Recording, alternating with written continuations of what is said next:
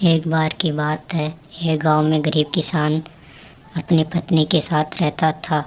उसके पास एक गाय और थोड़ी सी खेती के लिए ज़मीन थी, जहाँ वह दिन भर अपने खेतों में काम करता था।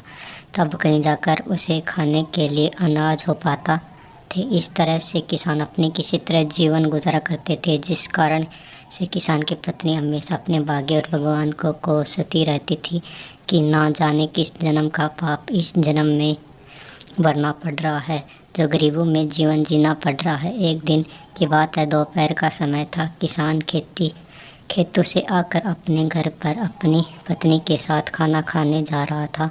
कितने में एक साधु महाराज भिक्षा मांगते हुए उसके दरवाजे पर पहुंचा और भिक्षा मांगने लगे। तो इतने में किसान घर के बाहर आया और बोला, साधु महाराज, हम भी पहले से इतने गरीब हैं और किसी तरह अपना जीवन गुजार रहे हैं, और ऐसे में हम आपको कहाँ से दान दें, हमारा ही है। अब आप ही चाहो तो आपके आशीर्वाद से शायद हमारी किस्मत बदल जाए। तो किसान की यह बात सुनकर साधु महाराज ने कहा, ठीक है, जैसे हम कहते हैं ठीक वैसे ही करते जाओ। तो गरीबी किसान बोला, क्या करना होगा उससे जिससे हमारे अच्छे दिन आ जाए और हमारी गरीबी दूर हो जाए। ही है, अब ही आप चाहो तो आपके आशीर्वाद से शायद हमारी किस्मत बदल जाए।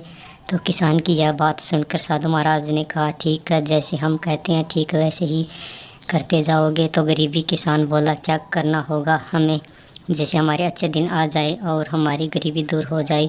तो साधु महाराज बोला, ठीक है, आज से वह काम करना पड़ेगा जिससे ईश्वर तुझसे प्रसन्न हो।